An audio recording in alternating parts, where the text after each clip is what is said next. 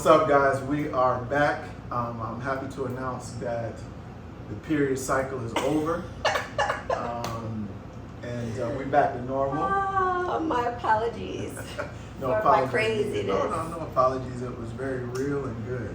So, the part about triggering, right? Yes, but before we talk about triggering, I just want to say I got so many nice comments from everyone who was worried and about me with crying and stuff, and I just want to let everybody know that I was completely okay. It's been a while since I've had to think about my past. So in talking about it in the last discussion, it just brought back all of those emotions and feelings, and it was just a little bit overwhelming for me. So I just want to let you guys know that I am okay. But we also have to mix it in with, it definitely was a trigger, Yeah. but you were your hormones was, because before, I won't tell them what happened before that. Yeah, right. Her period was just starting, and yeah, that was interesting. Yeah, but I'm okay, guys, so nothing to worry about. Triggers are absolutely normal. Crying is normal, especially when you're thinking about traumatic experiences that you've had in your life. So all is well, and now I'm ready to talk. You kind of hit me like you're still a little nervous. Like you. Well, I am a little nervous. I don't know why, but okay. Okay, you good? Yes. We gonna make it through? Yes. All right. But what you said was absolutely true.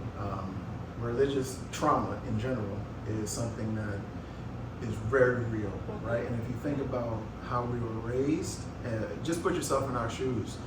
Think of your entire life being one way, one existence, one truth, things that you think you know to be right or wrong, and then you come to find out that literally everything is not true. Right. If that's not trauma, I don't know what is. Right. So, you having the emotions is completely understandable. I mean, people have no idea what we've been through on the emotional, psychological aspect of this entire journey. And that's why we're talking about this, is to kind of give a little bit, peek behind the door in a way of what we dealt with, coming from being so religiously constricted to being where we are now, which is totally free. And the blessing of all of that is we went from rock bottom, right? Super tight, super conservative, and now we are totally on the other way, and we don't care. But there's a reason why we don't care, and it's because we took the time to break down all of the thoughts that we had about religious shame regarding sexuality. So we could talk about so many things that we went through, converting and deconstructing our belief system. But we're going to focus the conversation around the sexuality aspect, the shame aspect, because that's what this page is kind of all about. What we do now versus what we were in the sexual aspect. So here's the famous question that started it all off. I don't even remember what the question was. It was, how were you feeling years back before OnlyFans, right? We gotta stop saying OnlyFans, by the way. OF, before OF. How are you feeling just physically in your body, like as a woman? How were you feeling? So I was feeling, as I said in the last video before I broke down, I felt a lot of shame, a lot of guilt, and I felt a lot of judgment with people that was surrounding us in our circle, our inner circle, and that was mainly people within the congregation, our family, our friends. I felt all three of those things with everyone, and I just didn't feel like I was enough. I was trying so hard at that time to be a good witness, making sure I was preparing for my meetings, studying to be able to comment at these meetings, going out in field service, and then coming home and being a wife and being a friend and a daughter and sister and all these things. I just felt like I just was never enough in any of those things, just because when you're in the organization, you just have, I'm going to say, a burden on you to accomplish so many things. And even though they say, do what you can because that is enough, in reality, it's just not enough, because then you get other comments back in return. Well, are you doing this? Are you doing that? You know, how much time are you spending reading your Bible and studying and things of that nature? So it never really was ever enough. And so I just felt all of that. So I'm, me, how I am, right? Yeah. I'm the kind of the barriers, to kind of keep you on the straight and narrow. Yeah, okay, So, I go off. Yeah, you sorry. went off. But again, it's just so much to talk about. Right. It really is. It is. But we really want to, let's focus in on how you are feeling in your body physically, okay? Okay. But before we get to that, because what you just brought up was very true, and I think that we should talk about that just a little bit. You was talking about the burden that you felt on you, and if you are a witness or ex-witness, excuse me, you know exactly what that means. Because let me just lay this out for those of you who are not witnesses. I grew up in a time frame where you had a congregation meeting, what we call a book study, that was on Tuesday. Then you had your theocratic ministry school, which was on Thursday.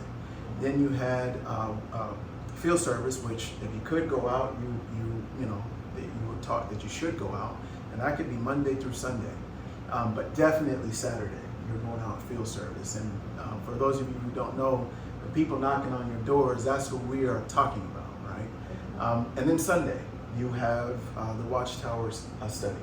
So that's not all though. I know. I'm getting there. I'm getting there. So that's 3 meetings, right? It's not like this anymore. They've cut it down to 2, but I'm just telling you guys how we were brought up. So there was 3 meetings that you literally had to get in your car and go to. Well, actually 4 if you count field service. That's only if you go 1 time a week, right?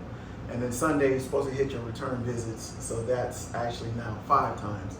But now that's not it. There's more. Okay, in addition to going to those meetings, you're expected to study for each of them. Read the Watchtower and Awakes that come out every single week. There's a pair of them. I may be wrong on that. It's been so long. Things have changed too, so right. We Yeah. don't keep up with everything. We try to keep up with some things, Right. Right. They came out, let's say, bi-weekly. Yeah. The Watchtower and Awake. These were 31 page magazines or pamphlets, if you will. So you got to read those. You have to do your personal study, which is reading the Bible, and then studying a book on your own that comes from the organization. And then if you're a family, you got to do family study. You got to prepare for that family study ahead of time. And then you got to prepare for all those meetings that I talked to you about. You got to prepare for the field service, what you're going to say, what you're going to present. You got to prepare for your return visits or your Bible study. Think about the time that it takes to do all of that. So I just wanted to give a little context for people to understand when you talk about the burden and not being enough, right? Because you're not doing all of those things in your mind. You're thinking you're failing Jehovah, and that you're not going to get to go to everlasting life, right? So these are life and death decisions that we had. So just a little context. We'll talk about that another time, because what high mind control groups do is they keep you very, very busy, and that's on purpose. When you're so busy, you don't have time to do literally anything else. Anything else. You just don't have time for it. And if you are doing something else, then you'll get admonished that, hey, you should be putting more time into the meetings or reaching out more or whatever the case may be. There was always more to do, right? Always something. Right. So I just wanted to give a little context to that so people could understand the time commitment. But again, that is on purpose, because the more time you're spending doing something, the less time you have to question it. And this is how we grew up, right? All right, so now let's just go back and let's get back on that track. So we were talking about how you were feeling in your body, like as a woman, sexually. Let's go ahead and have that. So how I was feeling inner-wise was I had very, very low self-confidence. I may not have portrayed it when being around people, but at home and with myself, I definitely did. and I just had so many negative thoughts about myself, and it kind of just all ties in together because I just didn't feel like enough. So I didn't feel like I was just worthy enough to do things. So as far as sexual shame goes, all that ties in together too, because I didn't realize how much sexual shame I had until coming out of the religion and actually dissecting all the thoughts that I had negatively towards, can I say sex? We're gonna find out. Towards sex. What we did was, and he was so good at being supportive and patient with me and allowing me to dissect these things. So I had to literally start from the bottom up and figure out the foundation of why I felt the way that I was feeling, because I had no idea. I didn't think that I was feeling shame until just things started coming up, and then I'm like, wow, yeah, I do feel shameful in that way, and I do feel like I shouldn't be doing like what you can't say. Yeah. I know. Okay. But long story short, how I was feeling was, it was not good. And a lot of witnesses, this is not just me, and a lot of women especially, I know feel that same way, because we would discuss certain things, and now that I look back on the relationships that I did have with women within the organization, this is also including many family members, I see now how much shame there is in sexuality, in being a woman. We have so much put upon us when it comes to religion that it's just sickening just thinking about it. So not only do we have the burden of going to all of these meetings and studying for all these meetings and getting out there and knocking on people's doors, we also have to watch what it is that we wear, because we can't stumble a man or stumble another woman. So not only is it just meeting things and organization things, it's also like what we dress is, that's how we express ourselves. That's one way to express yourself. And when you're being told that you can't do that because you're the cause of someone's negative thoughts or someone else's insecurities, that puts a burden on you, and you'll begin to feel insecure and worried about what it is that you're doing, what you're saying, what you're wearing, because you're worried about another person. So just being judged in that way was a lot. Woo! It's nice to have you back. See, she puts into words, from a woman's perspective, things that I could talk about, but that, you guys wouldn't really feel. Because, I consider myself a definite, I'm pro-feminist, right? I'm a man, but at the same time, I can't really know what it is that you guys go through. What I can tell you guys is that I have witnessed through our marriage, and I'm gonna go back a little bit. We got married at 19 and 18 years old. So that's why we've been married for 1,400 years. It's because we got married at 19 and 18 years old. So, seeing your transformation from where we were when we were dating, when we were carefree kids who didn't really care about anything much, right? So when we got married, started having responsibilities, and now I'm the head of the household spiritually and in all ways. So now your salvation, your ability to have everlasting life is now put on my shoulders, right? So now I take on another burden of being that head of the household. So now we have to do things this way, right? Now if you guys, you'll get to know me a little bit, but if you really know me, I'm very laid back, but at the same time, I'm, what's the word? How would you describe my personality? Oh. Like when it comes to, putting things in order. Yeah, you're firm. That's a nice way to put it. So I've learned to be definitely more. You've helped teach me this. And dealing with you as my wife over these years, I've learned to definitely soften my approach. But back then, that was not the case. You know, I was a very cut and dry person. This is what we're doing, and this is why, and that's it, right? And that's just kind of how you're raised to be as a man in the organization, but just in general in society, right? Yeah. What a man says goes. And you know, through maturity, I've learned that dictatorship is, and this is another topic. You're right. We can talk about so much. Yeah. Okay, let me put myself back on track. Just to say, right, witnessing where you were to when we got married, started having responsibilities as a married couple in the organization, and what we're supposed to do to get everlasting life.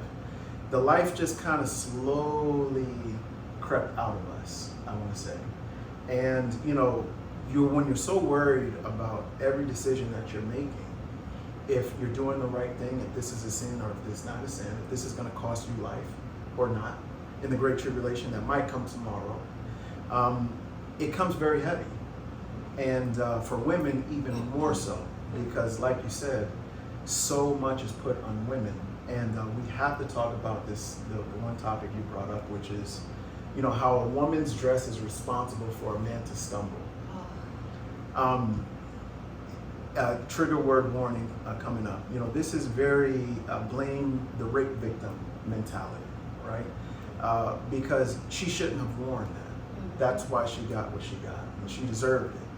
This is an ideology that exists out here, and it is very real. All you have to do is go to any adult entertainer social media and read the comments there, right? People feel that because of what women choose to do for work, if it's in the adult entertainment industry, that basically what they get is what they get. If it happens to them, it happens to them. It's their fault. They wore this. And it excited a man. As if men are these creatures who don't have the ability to say no. As if we're animals, right? And that really irritates me because we're not animals. So I don't care if we're seeing a woman who is completely nude. If you can't control yourself, then the problem is not the woman, the problem is you. But see, this thinking is kind of like just it's permeated throughout society. It's warped. It really is. And it becomes a woman's responsibility to, you know, in a way, make sure that a man is not turned on. Right. And we have to talk about this a little bit more because it's just ridiculous. In deconstructing these beliefs, you know, we did a lot of research on societal belief systems about women and their dress codes, right? There was a point in time, and we talk about this a lot, where an ankle was considered sexual, where a clavicle was considered sexual. Or your wrist. Your wrist considered sexual. You name it, right? So women have to do what? They have to cover up because a man may find them attractive, and if that happens, you've now caused this man to sin. Right. And that's just nonsense. And it leaves the responsibility of action all on the woman and nothing on the man, which is just crazy to me. So, you know, dress code is something that, and this is why, you know, again, you're learning a lot more about who we are, why we do what we do. This is why Jenny wears what she wears, you know, and I support it. You know, we'll talk about my side as a man who, you know, allows or lets their woman dress this way per se, which is what, you know, people think. And we'll talk about that in another video because that's going to be a good one too. Yeah. And we'll break down the psychology behind a lot of that nonsense as well. But just to get back to where we were, you weren't feeling good in your body. And I can attest to that, right? No one in our families or our circle of friends knew what was going on psychologically behind closed doors. And that's the case for a lot of witnesses. They're struggling behind closed doors. They put on a good face in front of everyone else because this is supposed to be the best organization in the world and we're supposed to be the happiest people that Jehovah has chosen. So you put on a good face. But reality is most, if not all, are struggling in many ways when it comes to their self-value, how they feel about themselves physically, their intimate lives with their partner. And these are conversations that not, you know, many people don't have. Especially within the organization, you don't have conversations like that. And that brings up kind of like another topic too, where when you are ready to get married, it's just so much to talk about. When you are ready to get married, there's no pamphlet that says, okay, this is what you should be like sexually. A woman gets pleased this way, a man gets pleased this way, or it's just so like mind-boggling. But there's nothing like that. So when, as a witness, when you get married, it's supposed to be your first time with that partner, and at those ages, younger ages, because you're told, date for a couple years, few years, like max, right? This is honestly at max, and you should be getting married already, because that's way too long for you to be dating. Because then guess what? Then hormones start going crazy, and sex may come up. So, which is a sin. Premarital sex is a sin. Right. So you not knowing what you like sexually, getting into a relationship with someone who more than likely doesn't know what they like sexually either, and you putting them together, that could be a mix for a disaster. And you don't know that until you're married, and then guess what? In Jehovah's eyes, you can't get divorced now because you're married. So all of that, it kind of all ties in together with kind of like this same shame and sexuality, because you don't know. You're so ashamed of trying to figure out who you are sexually that doesn't even come to topic in the organization. So you don't even know who you are sexually. And then you come into a marriage, like I said, where you don't know who the other person is either, and you try to mesh together, but you guys both in a way have shame and you don't even realize it. So in doing all the research that we did, it really helped me personally. It really helped me to bring my walls down, because even though I was married to my husband for 15 plus years at the time that we left, I still had walls up, and I didn't know why.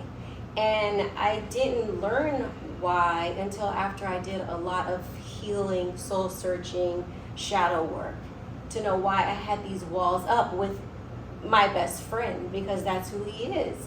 So in doing that, it's helped me to be more vulnerable with my husband.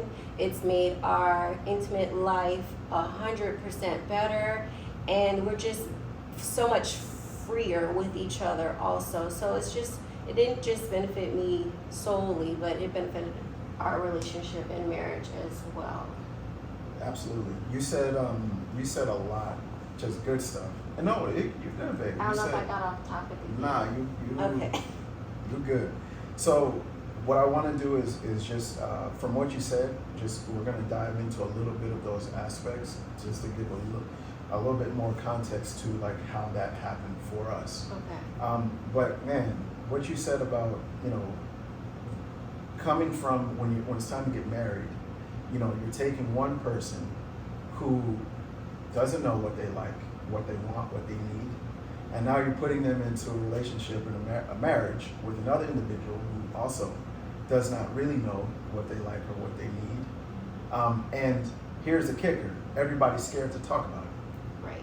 There is no talking about these things. There is no sex conversations. It's just like in other mainstream religions. Sex is very taboo. It's not something that is welcomed to talk about. And that's what I want to talk about right now and this is not just a Jehovah's Witness thing. This is an organized religion aspect of sexuality.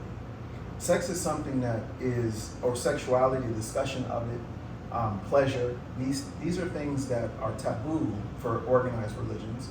And the reason is because there really is a war on sex when it comes to religion. Because on one hand, sex is supposed to be something that they'll tell you is beautiful only when you're married, right? But only when you do it a certain way. There you go. Only when you do it a certain way, right? But anything else is a sin. So there's a very narrow view of sex and what it is, but pleasure is something that's definitely not discussed at all. So you grow up in a way, you know what sex is, but actually talking about it with your mate, something that just doesn't happen. It's a taboo topic. It's a sinful topic, right? So how can you really be vulnerable with someone when you have walls up because you're afraid of sinning in one way or another? So, the organization, Jehovah's Witness organization, goes back and forth between, there were certain time frames where oral sex was a sin. Then there was a time frame where it wasn't. There was a time frame where smoking was good, then it wasn't.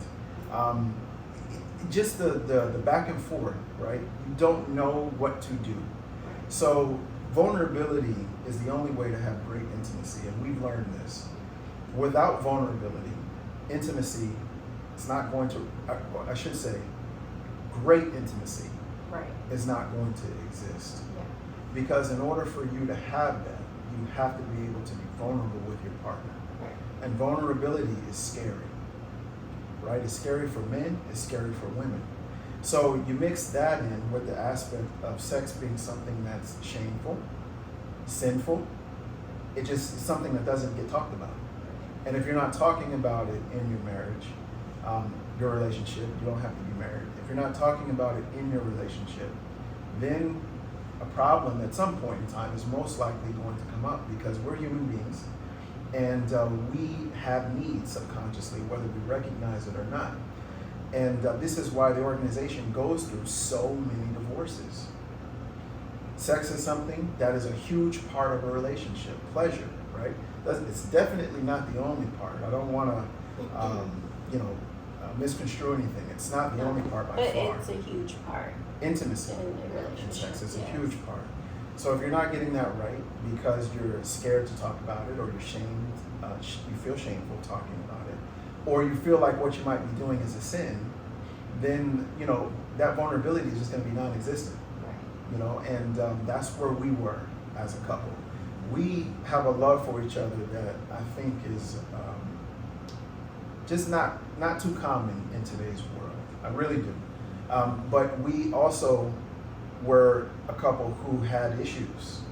And We're not perfect. And we had to figure out how to get around those issues. I felt for a long time that there was vulnerability lacking. We had so many conversations back when we were in the organization. Babe, how can I help you let down these walls? Why are these walls up, right? And as a masculine guy, as my masculine energy, I'm a fixer. That's what men want to do. We want to fix if there's a problem. So I spent so much time trying to fix you, your mentality, how you felt about your body, making sure I tell you I love you, that you're beautiful, right? I desire you. And these things were good. It's not that we were having horrible intimacy, but there was definitely levels to it that we could not reach until we broke down a lot of the belief systems that we had. And that didn't happen until after we left the organization. And being in OF was a huge part of that. Because now we get to talk about sex, desires, what we want. How do we want to try this or try that, right? And these are conversations that we never had in the, how many years? 15, 16 years that we were married at that time. Yeah. We just didn't talk about it. So now we have this freedom to talk about it. And it's like, whoa, right? Yeah. You brought up how you wanted to fix me and, do everything that you could to make me feel better. And he did. He did a great job. But nothing worked. And the reason nothing worked, it was because of me. Because I had these walls up. So I had to internally fix myself. And it was the hardest thing I've ever had to do. But I did it, and I'm just so much freer now from doing it. So. And I love that you said that, because for the guys out there, I think one of the biggest things that relationships struggle with, or that guys want, is to figure out how to help their woman become more vulnerable, because the vulnerability is what allows new experiences or trying new things. If and men are men, a lot of us hit similar things in what we want, right? But our partner may not be there psychologically. It may not, and it's a lot of times, and this is a little tip, it has nothing to do with you, men, who you are. It has everything to do with the belief system about sex and the shame that your partner's holding about sex that they got when they were a kid. Right. When they grew up in religion, more than likely. If you grew up in this part of the world, this is a country that was founded off of Christianity, puritanical Christians. So, but it really doesn't matter. Most places where you grow up, there's going to be some main religion, and typically these religions have a lot of sex negativity attached to them. That's for a reason. We can talk about that another time. It's for control. I'll say that. But just to get back to where we were, it has nothing to do with you, right? And as a younger man, I should say, I internalized a lot of that wrongly. But again, this is where things can fall apart for couples. I internalized the aspect that nothing I was doing was working, so therefore I'm the problem, right? You don't want me, you don't desire me, or I'm not doing this right, I'm not doing that right? And that's just how easy a relationship can fall apart. Because imagine you're feeling how you're feeling, I'm feeling how I'm feeling now. So now we give up, we stop. We stop trying, we stop having these conversations. And now I'm off at the gym, or you're off doing something at the store, and somebody comes along, and just like that. And it happens because we are subconsciously searching for something else. But because we haven't done the internal work to understand why we're feeling what we're feeling, and that it's no one else's fault, but it's what's inside of us and really what's up here, we can't break it down. So I've learned, obviously, since then, being younger when we were married, that it wasn't my fault. It wasn't even really your fault. It was what was input into your mind when you were young. And religion has everything to do with that. Absolutely everything. This is a sex-starved country in a lot of ways. And a lot of people would look at us and think that I'm crazy for saying that. That's true. But it's not. Yes, there's tons of freedom here in the United States of America. But let's not act like just because that freedom exists, that it is something that's readily accepted, because it is not. This is why you get teachers who get fired from their jobs because they have OF. This is why nurses or doctors who may be seen in a bikini, for crying out loud, they will become first page news because of this, or they're in a bikini. Oh my God, they're gonna lose their job, right?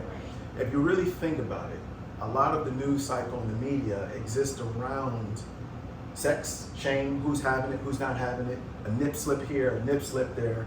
So it's internalized in so many different ways that people just don't realize. And you said something very powerful. You're like, you have shame, but you don't even know it. Most women, I'm going to speak women, Right. most women have shame and they don't know it. And I've spoken personally to so many, and they will fight me on it, saying they do not have shame. And they do. And like he said, it starts from a young age, as a kid. Growing up as one of Jehovah's Witnesses, and those of you who know the organization well, it's embedded in you when you're in the womb. So at infancy, you're taught certain things. And if you're a girl, well, girls can't do this, girls shouldn't do that. So this is something that's taught to us as children. And it doesn't go away unless you make it go away. So all of the fears that I had, all of the shame that I had, if I didn't work on it and have an open mind working on it and really dive into why I was feeling that and learning where it started from when I was a child, then I wouldn't have fixed myself internally and I wouldn't be where I am today. So most women struggle with shame in one way or another, and they just don't realize it. But if you sit back and think about why it is that you feel the way you feel, you will come to the conclusion that I've been feeling like this since I was a kid, or my mom always made this statement to me, that's what made me feel that way. Or my dad would say this, that's what made me feel that way. Or I would go to church and the pastor would say this, and oh, that's why I feel this way. So it normally starts off, within religion, like he said, but we have spoken to people who are no part of any religion. However, growing up in this country, whether you're part of religion or not, this country, like he said, was founded by Christianity. And so you may not be part of a church, a Catholic church or a Presbyterian church or a Baptist church. You may not be a physical part of this church, but our surroundings still mold us to the persons that we are today. So even the school systems have a lot of, you're not supposed to talk about religion in school. However, what we are taught, it's still, how do you say it? It's kind of like structured around religion in one way or another without you knowing it. I told you guys it would be way more powerful hearing it from her, right? And it is. It's what you just said is 100% facts.